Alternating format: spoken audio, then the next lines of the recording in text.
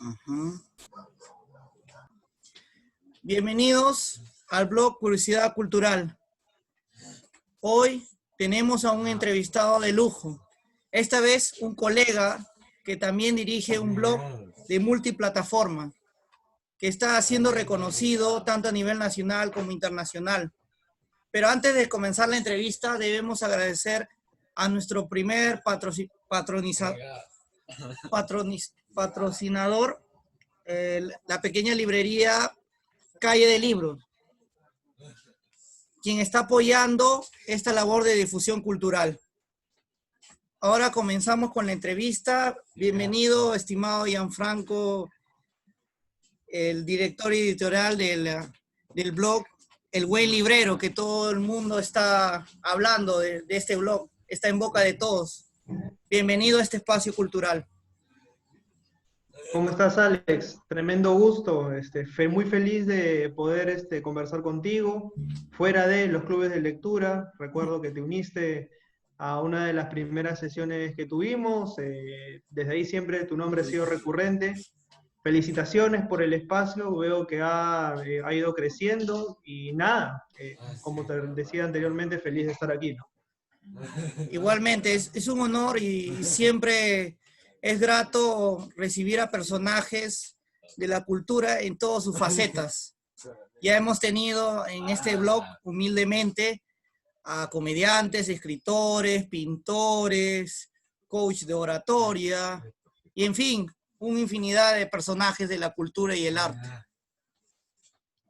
Ahora me gustaría comenzar indagando. Ya sé que esta pregunta ha sido muy recurrente, pero es necesario hacerlo y quisiera que en breves palabras nos cuentes la historia de cómo nació el proyecto del Buen Librero y cómo se mantiene en la actualidad en tiempos de cuarentena o de coronavirus. Bien, en realidad el Buen Librero surge por iniciativa propia mía en el 2013, hace 7 años. En realidad yo tuve un acercamiento primero a las letras porque en la universidad tuve un taller de narrativa que en ese momento dirigía Jorge Eslava, un docente y un escritor que respeto muchísimo. Y en ese taller conocí a un amigo mío que se llamaba Ernesto, ¿no? Ernesto fue de las primeras personas que apreció mis textos, uno de los críticos más severos que he conocido en mi vida, y un politólogo alucinante, ¿no? El tema con Neto fue que Neto me acercó a los libros, me llevó a la calle de Quilca o Amazonas, me hizo conocer de primera mano a los autores clásicos, y fue todo un verano en el que nos la pasamos leyendo clásicos, comentando, teniendo una vida cultural efervescente.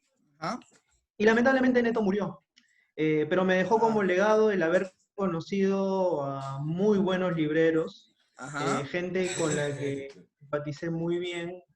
Y de ahí el nombre, ¿no? Cuando terminé mis prácticas preprofesionales dije voy a abrir un blog, nadie me creyó, de hecho al inicio decían, pero qué diferente va a tener, y bueno, de hecho en 7 años la idea ha ido cambiando muchísimo, y bueno, felizmente desde el inicio que yo quise que este proyecto fuese multiplataforma, al día de hoy pues ya se ha consolidado, y es una marca quiero seguirse cultural. consolidando, ¿no? Ahora es una marca Tal cultural. Cual. Decía sí, tal cual. Que es una marca cultural que ha impactado en la sociedad y que justamente he visto que has tenido muchas entrevistas en diario, en la prensa escrita, como en la televisión. Sí, sí, bueno, felizmente, bueno, es como te digo, parte de un proceso, ¿no? Al inicio probablemente no era así, y también hace 7 años las circunstancias eran distintas, ¿no? No había las facilidades tecnológicas que había ahora, de hecho era mucho más complicado, no existía la cantidad de, no voy a decir de medios, porque los medios siempre estaban, o sea, pero sí la noción de hacer un multiplataforma, ¿no? No existía como tal. Existían cuentas que tenían 4 o 5 canales, por ahí Facebook, YouTube, Twitter, pero no se lograba que las cuentas dialogaran entre sí. Quizá yo fui un poco ambicioso en un inicio de plantear que sí se podía lograr. Y bueno, 7 años después creo que con la facilidad que ha habido, con la tecnología que ha ido en aumento, y respetando la estética del consumidor, pues se ha logrado. Y la idea es seguirse reinventando, ¿no? Justamente me mencionabas al inicio de la entrevista cómo es que en la cuarentena el blog y las demás plataformas se han seguido manteniendo. Y ha sido difícil, ¿no? De hecho, sigue siendo difícil, porque uno también tiene una vida aparte, ¿no? No solamente te dedicas de lleno al blog, no te dedicas de lleno a las redes, tienes una familia, tienes un trabajo, y cada ámbito es importante, ¿no? Entonces, sí es complicado el hecho de poder mantenerlas a todos, pero no es imposible, ¿no? Cuando algo te apasiona, en este caso a mí me apasiona hacer lo que hago, te encuentras un espacio y pues lo sacas adelante. En ese aspecto, pues yo creo que la cuarentena no fue necesariamente un obstáculo, sino también una oportunidad para ver qué más cosas se podían hacer, ¿no? Y traté de sacar adelante más proyectos relacionados al gran proyecto general que es El Buen Librero. Y justamente me das pie para hacer una pregunta de remate. He visto entre los tantos proyectos que estás desarrollando, lo has llamado El Buen Librero Talleres. Coméntanos un poco sobre ello. Bueno, como te decía, uno de mis trabajos, y de hecho mi trabajo principal, mi trabajo alimenticio, es la docencia, ¿no? Entonces, quise, por un lado, explotar aquello que venía haciendo y vengo haciendo desde hace más de 7 años, que es el periodismo cultural, y mezclarlo con la docencia, ¿no? Entonces, cómo desde la literatura y desde la docencia, ambas disciplinas pueden dialogar para dar como origen una visión mucho más interdisciplinaria, ¿no? De la literatura, no solamente desde el lado académico, ¿no? Sino también desde el lado pedagógico, ¿no? Entonces, el Buen Librero de Talleres surge un poco a partir de eso, ¿no? De darle a los docentes herramientas que a mí me han funcionado desde el fomento de la lectura y de la escritura, utilizando medios digitales, utilizando técnicas, utilizando, en fin, una variedad de recursos que a lo largo de mi vida como docente, todavía soy un docente creo que joven, a la redundancia va a cumplir 30 años, pero creo que para docente todavía soy bastante joven. Sí, bueno, la mayoría de varios colegas, ¿no? Sí, la mayoría de docentes ya son señores, ya con arrugas, canas. Me han salido unas cuantas arrugas y unas canas, no se nota por la cámara, pero sí, no, estoy ayuda a la cámara. Sí, la cámara me da un poquito de ayuda y no crean todo lo que ven. Pero sí, ¿no? Es un poco eso, ¿no? Es un poco eso. Los talleres por el momento, y obviamente son digitales, pero se planea que en algún momento puedan ser presenciales, ¿no? De hecho, yo he tenido algún acercamiento con algunas librerías, con algunas casas culturales, que me han propuesto que cuando esto se termine, pues puedan hacer presenciales. Y que sería bonito, ¿no? Y además sería bonito que se dé en lugares que quizás no necesariamente pertenecen a la élite donde suelen estar ubicadas las librerías, ¿no? Cuando uno piensa en librerías, piensa en 3 o 4 distritos, ¿no? San Borja, San Isidro, Miraflores, Barranco, y no sales de ahí. Y la ¿qué has pensado? Y lo que he pensado es que en algún momento esto tiene que ir más allá, esto tiene que involucrar a toda la ciudad, o sea, porque no es que fuera de estos distritos no exista gente interesada en la literatura, no existan personas involucradas con el tema cultural. De hecho, pues, si es que hago algo en algún momento tiene que ver con eso. O sea, es lo único que te puedo decir, ¿no? Pero me gustaría salir un poco de eso, ¿no?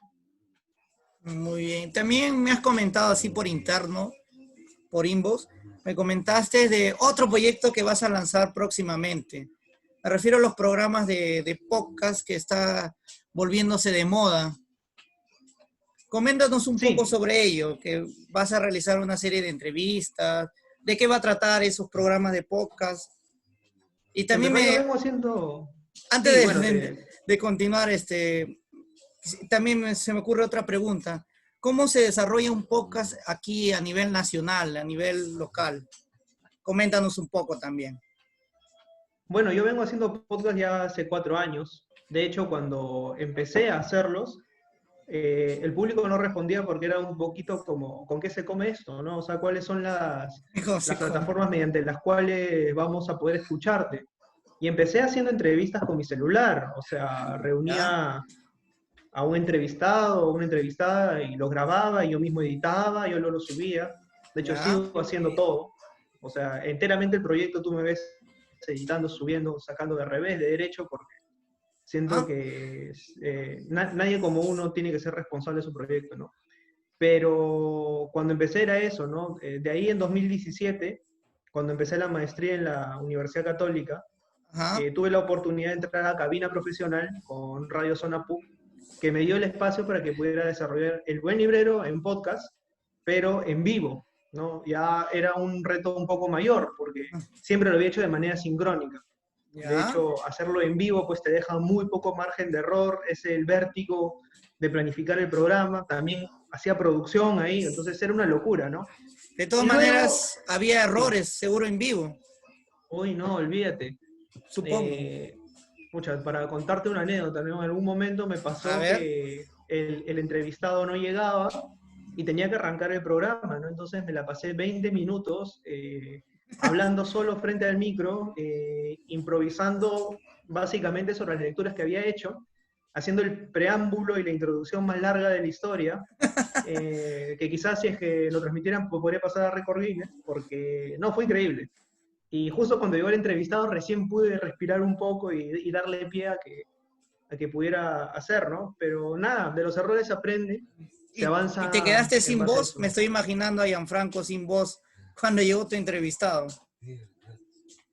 Más que sin voz, me quedé sin recursos, o sea, porque ya había adelantado todo lo que tenía que Sin adelantar rec- de la entrevista y bueno, felizmente el entrevistado, bueno, amablemente entendió la situación, pudimos grabar y obviamente pues ya cuando lo edité y lo subí a Spotify ya estaba todo bonito, ¿no? Pero lo que ocurrió en la cabina en vivo fue una cosa de locos, ¿no? O sea, no, a veces la gente dice, pero si tu programa dura solamente 20 minutos, dura 25 minutos, bueno, para esos 20, 25 minutos hay todo un trabajo, Ujú. toda una planificación detrás. No es como cuando ves una película, no ves solamente las 2 horas de película, ves todo el año de rodaje que O años de produjo rodaje.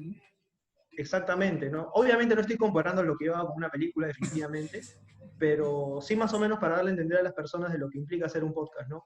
Curso que además también he tratado de enseñar en la Escuela de Edición de Lima, que ahí lleva cuatro grupos, ¿no? 4 grupos en 2 años, ¿no? En los cuales he también enseñado podcast, ¿no? Y bueno, y respecto al nuevo proyecto que dices, en realidad es una continuidad, ¿no? Eh, Ajá, el, el Buen Librero no solamente es un podcast, es 4 podcasts al mismo tiempo, ¿no? Es el libro de la semana, ajá, es la crónica latinoamericana que está saliendo en audio también a raíz de la convocatoria que hice, el ajá, concurso. Son los cuentos, la narración de cuentos que produje, y son los ajá, poemas, ¿no? ajá. Entonces, lo que se va a retomar es el libro de la semana y lo que se va a retomar son los cuentos, ¿no? Y El Buen Librero, que también ya es otro podcast más, que es el tercero y el principal, que le da el nombre a todo el proyecto, tiene una sección de entrevistas cortas a autoras, Ajá. autores, gestores culturales, ¿no? Gente relacionada al mundo de la cultura en general, en la cual hablamos sobre una serie de temas, ¿no? Y que tiene una duración de 15 a 20 minutos, ¿no? Entonces, más o menos, eso es lo que te puedo contar al respecto. ¿Y en qué, digamos, plataformas llega el podcast? Digamos, Spotify, YouTube. A ver, el podcast como tal llega a través de Spreaker y de Spreaker se deriva a todas las demás plataformas, ¿no? Spotify, iVoox, está también en SoundCloud, me parece que también en Anchor FM y Ajá. también está en la misma radio Zona PUC, ¿no? Que es la casa que todavía me sigue alojando. Esperemos que Sería el bueno próximo año cuando que vuelvan me las cabinas compartas. presenciales, pues podamos entrar, ¿no? Sí, se te decía que sería bueno que me compartas todos esos links para que el público gustosamente descubra ese universo que has comentado del podcast, Sí, para que sí, vaya no hay ningún acostumbrándose problema. a consumir ese tipo de productos.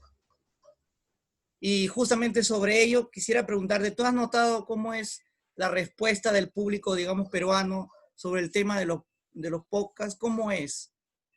Es decir, ¿lo reciben bien, mal? ¿O es muy Bueno, extraño? yo creo que, bueno, yo creo que recién ahora el público se ha empezado a educar en el arte de consumir podcast, por dos Ujú. motivos, ¿no? Primero, lo que ocurrió con la pandemia, que de hecho obligó a que varias personas que por ahí tenían un proyecto de podcast lo saquen adelante. La cuarentena al inicio dio la posibilidad de que estos proyectos salgan a flote. Y segundo, porque del 2016 al 2020, en 4 años, las cosas Ajá.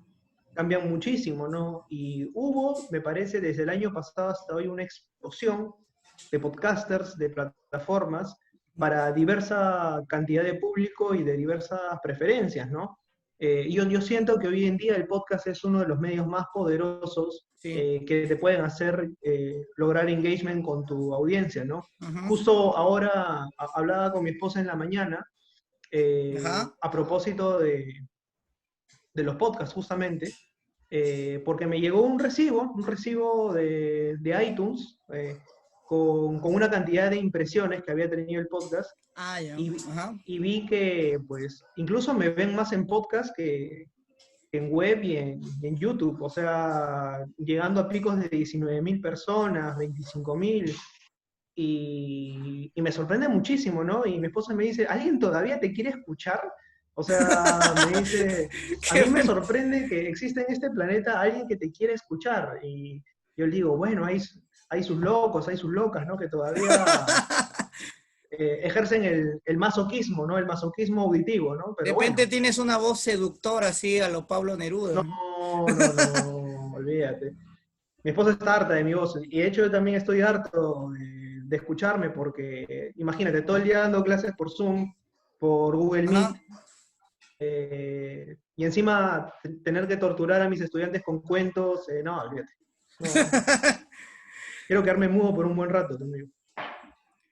Ahora quisiera hablar de otro segmento que también estás desarrollando en el Buen Librero y que, digamos, es como un negocio, esta vez sí, ya que genera ingresos económicos. Me refiero al Buen Librero Store, donde he visto que se vende camisas, poleras, todos con imágenes de escritores peruanos como latinoamericanos, también algunos vasos. Cuéntanos un poco cómo nació también este proyecto o este Eso es de emprendimiento. 2000, eso es de 2017, ¿no? En todo este tiempo, El Buen Librero ha sido un proyecto financiado exclusivamente por mí. No gano un solo sol por todo lo que hago. Ajá. Y digamos que una de las maneras, no digamos que todo completo, para poder hacer, entre comillas, rentable el proyecto, gracias a mi esposa que me dijo, oye, todo bien con el amor a la camiseta, todo bien con el amor al arte, pero si el buen librero no nos da algo para poderse mantener por sí mismo, pues chao. Como todo proyecto cultural que a veces fracasa, ¿no? Yo a lo largo del tiempo, Alex, he Ajá. visto millones de proyectos culturales muy buenos que el factor económico se los ha comido vivos, ¿no? El tema de pasajes, el tema de financiarte el hosting de la URL, de financiarte sumando, ¿no? Entonces, el buen librero store nace por eso, ¿no? No tenía plata para el diseñador gráfico, no tenía plata para las personas que hacen los polos, no tenía plata para absolutamente nada. Entonces dije, yo mismo, o sea, me encargo de hacer los diseños, yo mismo me voy a estampar, yo mismo voy a hacer esto, yo mismo los entrego, yo mismo hago los posts, barro, cierro la tienda y empecé a diseñar los polos, ¿no? Entonces todos los diseños que ves ahí son exclusivamente míos, ¿no? Cuestiones que aprendí cuando era estudiante de comunicación en la universidad y que dije, bueno, si toca diseñar, ¿no? Entonces, una prueba más para poder ser multitasking. Y felizmente surgió, ¿no? Felizmente surgió. Hay algunos pedidos, ¿no? Ojalá que hayan más.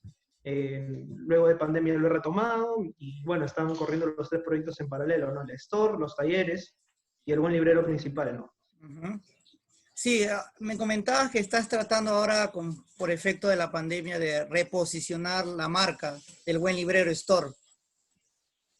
¿Y Sí. cómo proyectas ese reposicionamiento, digamos, a largo o corto plazo? Más que a largo, al mediano, porque siento que todavía el remesón económico post-COVID es fuerte Ujú. y la gente todavía no me parece que está dispuesta a gastar tanto en ropa y demás. O sea, si gasta en ropa funcional, ¿no? Ropa para poder estar Abrigarse. frente claro, para estar frente a su compu y demás, ¿no? Y por ahí gastarte en un polo de literatura o un polo de esto, pues es un ingreso extra, ¿no? Antes de la Eh, pandemia se podía hacer, digamos, ese lujo. sí, sí, sí. O sea, yo sí percibo un cambio de los consumidores antes de y post, ¿no? Empezando por los proveedores, ¿no? O sea, que no hay la facilidad para encontrar telas, incluso, o sea, te digo, para encontrar tela, para poder hacer un polo no es lo mismo antes de la pandemia que ahora. Las cosas han cambiado, eso también ha encarecido el valor del Ujú. producto. Entonces, como verás, también he tenido que aprender de microfinanzas para hacer una serie de administración, porque es parte de todo, ¿no? Entonces, sí, yo creo que a mediano plazo el posicionamiento está, y este fin de semana habrá una pequeña sorpresa, entre comillas, de nuevos productos que se van a lanzar, ¿no? Tratando de adaptarnos también a la realidad que viven ahora los peruanos y peruanas, ¿no? Y particularmente los limeños, porque todavía no podemos enviar a provincia, existe todavía esa limitación. Esperemos que del mediano plazo justamente se Ajá. puedan abrir la posibilidad de enviar encomiendas y demás, ¿no? Si no, pues todavía estamos complicados, ¿no? Mm. Ahora me gustaría cambiar de tema, ya no solo hablar del buen librero, ahora me gustaría hablar, he oído y bueno, no solo he oído, he leído en algunos mensajes, preguntas que te realizan tus seguidores del buen librero sobre si pretendes publicar algún libro, te lo han preguntado miles de personas, pretendes publicar algún libro, no sé, de cuentos, ensayo, poesía, cualquier género. ¿Has pensado en Mira, publicar algún libro? Sé que mira, has estado escribiendo, lo has respondido, has estado escribiendo y tienes un borrador por ahí guardado. terminé una novela, de hecho escribí en algún momento algunos cuantos cuentos, pero últimamente soy más como ese jugador que está al borde del retiro y prefiere quedarse más en la banca que entrar a jugar. Qué raro. Entonces, entonces ¿Cómo sería ese escritor que está en la banca y no sale a jugar? no sé, o sea, creo que le pondría mi nombre y apellido, porque yo siento que, No. o sea, que disfruto más viendo a otros, leyendo a otros, Ah, ya. o sea, que escribiendo yo mismo, ¿no? Que leyéndome a mí mismo. Antes quizás sí disfrutaba más escribiéndome a mí mismo. Me parece un ejercicio de egocentrismo alucinante, ¿no? Eres más Y no, lector, eres un lector. sí, sí, soy esencialmente lector, ¿no? 100%. Si en algún momento se da la posibilidad de escribir, lo haré, ¿no? Pero por el momento no es algo que me quite el sueño ni me obsesione. Lo que sí te podría decir es que de pronto podría estar más cerca de publicar algún tipo de ensayo o tesis a propósito de la lectura y la escritura en jóvenes, en niños, Ajá. Ese podría ser tu que primera publicación. si es que la hago y me animo a hacerla también, ¿no? Porque Tampoco quieres. es un Parece campo que muy, muy árido, ¿no? parece que estás destinado a no hacerlo. Bueno, según tus palabras, ¿eh? Yo no lo digo. Bueno, esperemos que las palabras no se conviertan en realidad, ¿no? Sí me gustaría en algún momento publicar. eh, a ver, me lo preguntan mucho mis estudiantes, ¿no? Mis estudiantes, tanto los más pequeños como los que ya están en la universidad, me insisten con el tema, ¿no? Profesor, ¿por qué no publica? Profesor, ¿por qué no Por publica? eso viene Profesor, esta ¿cuándo publica? pregunta. Sí, sí, sí, o sea, es una pregunta muy válida, ¿no? Que de hecho voy a reconsiderar, pero como te digo, o sea, no es algo que me quite el sueño. O sea, de escribir, he podido escribir, como todo ser humano que puede coger un lápiz, un Ujú. lapicero y bosquejar una historia, pero de ahí a que la historia llegue a las expectativas que yo tengo Ajá. respecto a todo lo que he leído, pues hay un desfase bastante grande, ¿no? Esto me permite replantear de nuevo mi pregunta. ¿Qué pasaría? Y siempre algunas personas, algunos colegas, escritores me han mencionado, si una persona, y esto es inevitable, deja de existir. y nunca llegaste a publicar esos borradores que están ahí en tu mesa. ¿No te has O sea, puesto a pensar en ello? si es que alguna vez presenté estos borradores a alguien. Sí, o si nunca se llega a publicar y te vas de esta vida, porque todos nos vamos a tener que ir de esta vida en algún momento. No sé por qué eso me suena a sentencia. Es que tú No, mismo no, estás no. dando esa sentencia con tus palabras, no yo. No, no, no. No, o sea, de pasárselo a amigos y demás no he pasado, ¿no? O sea, lo leí en mi taller de narrativa con mis compañeros, pero ¿Ah? de ahí no ha pasado, ¿no? O sea, no he tentado la publicación, no me he animado a cruzar esa línea, ¿no? Soy muy tímido todavía para cruzar esa Y línea. esto me recuerda a un autor justamente que también se rehusaba a publicar sus escritos. Me refiero al gran Frank Kafka, que él justamente no quiso publicar sus cuentos, todos sus escritos, y dijo a su amigo cercano, quema todo lo que he escrito, no vale para la historia de la literatura. Su amigo no le obedeció y nos regaló una gran joya literaria. Creo que tú vas a hacer lo mismo, ¿o me parece? Bueno, empezando porque no creo tener un Max Brod que rescate del fuego lo poco o casi inexistente que he podido escribir, ¿no? Y segundo, porque creo que pues entre Kafka y yo pues hay una diferencia pues, kilométrica, ¿no? Astronómica, ¿no? Kafka fue un crack, Sí, es un maestro, un genio. claro. O sea, de hecho, justo hace poco estaba releyendo sus cuentos completos y siento pues que fue un autor con una capacidad de síntesis y que en pocas líneas podía decirte bastante, ¿no? Más allá de la metamorfosis, obviamente, ¿no? Que es el libro al que te refieres, pero la capacidad que tenía para hacer pequeños cuentos, leyendas, con una harta carga política, sobre todo, y social, Y eh, filosófica también. completamente, completamente, ¿no? Me parece alucinante, ¿no? Y hasta mitológica y entre otros conocimientos humanos. Sí, sí, totalmente de acuerdo con eso. Entonces acabas de decir que, a ver si interpretamos bien, de- no te quita el sueño, es decir, no te angustia publicar algún libro, pero en algún momento se dará la oportunidad. Si es que se da y si es que quiero cruzar esa línea divisoria, pues lo haré, pero de momento pues como te digo, no me quita el sueño y me ratifico en eso, ¿no? Eh, sí, básicamente creo que eso. Ahora vamos a cambiar el tono de la entrevista y vamos a hablar un poco sobre tu vocación como docente, que lo has reiterado en esta entrevista. ¿Cómo nació ese chispazo, esa energía de decir, quiero ser docente, quiero enseñar a jóvenes y a niños? ¿Cómo empezó esa vocación? Fíjate que al igual que el buen librero y muchas cosas, todo parte por Jorge Eslava, ¿no? Jorge Eslava es una de esas personas Ajá, que, que no sé qué tiene, o sea, y quienes están o han estado en su taller o han sido sus alumnos, saben, o sea, el poder que tiene Jorge, ¿no? Yo acababa, mira, cómo es la vida? Yo acababa de terminar mis prácticas preprofesionales, estaba sin trabajo, ajá, eh, y en algún momento, en alguna conversación entre ajá, vinos, le comenté a Jorge, pues en algún momento quiero enseñar, ¿no? ya, Porque lo respetaba como profesor, y de hecho lo sigo respetando, ¿no? Para mí es un maestro ajá, excepcional. Y quedó ahí, ¿no? Y un día me llama, me dice, Gianfranco, hay esta ajá, opción para dictar ese taller. Anda, díctalo tú.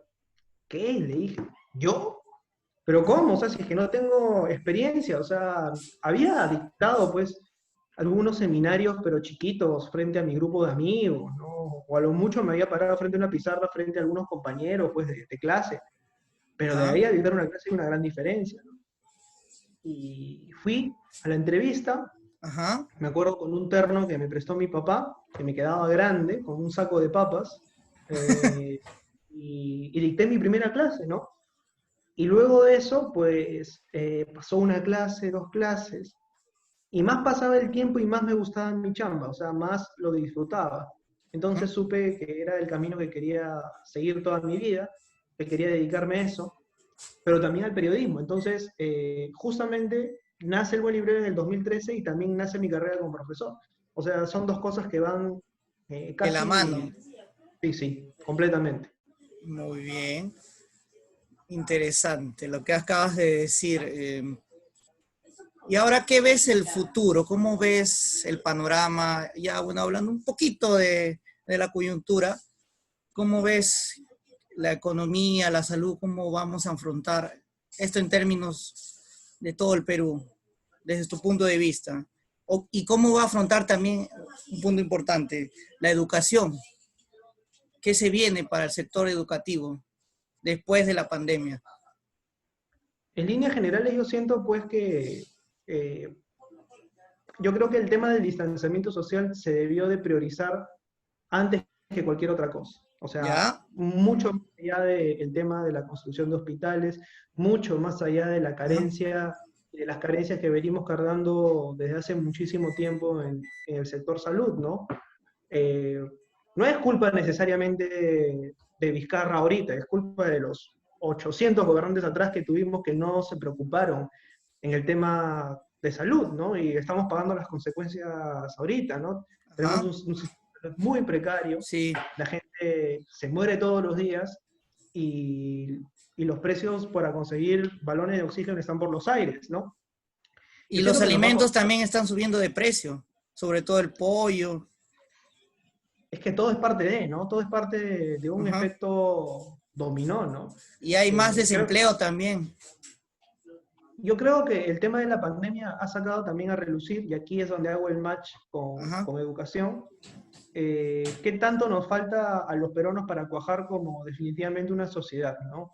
Hemos visto que colectivamente nos cuesta muchísimo, prima mucho el egoísmo, los intereses privados, eh, y la educación es un pilar fundamental en ese sentido, ¿no? Yo Ajá. siento que la educación de cara al futuro, de cara al bicentenario, que es el próximo Próximo año, año. tiene que mejorar, ¿no? Tenemos que ponernos las pilas, tenemos que ver un plan a futuro, y no hablo necesariamente de un plan a futuro desde las letras, sino de toda la educación en general, ¿no? Ajá. Siento que el tema digital se va a impulsar muchísimo a partir de lo que estamos viendo, y con lo digital viene acompañado también las brechas y la desigualdad que hay en temas de conectividad. No va a ser la misma educación que vivencie un chico con todos los privilegios y con todos los recursos disponibles en su hogar para poder acceder y continuar su educación que de pronto un chico del mundo rural. No es lo mismo.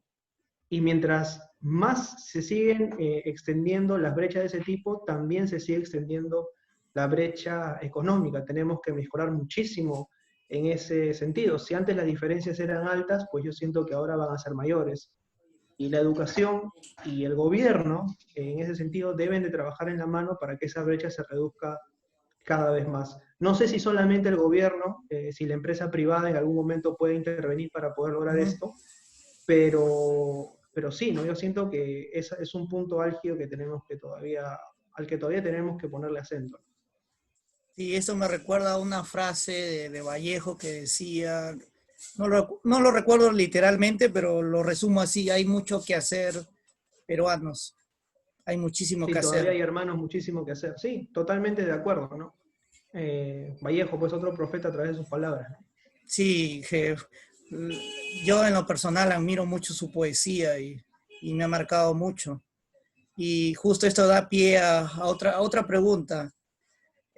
¿Cómo crees que la literatura de alguna manera va a impactar en la sociedad después de la pandemia? Y en sí las artes en general. ¿Va a haber un cambio? ¿Va a generar ese cambio que soñamos?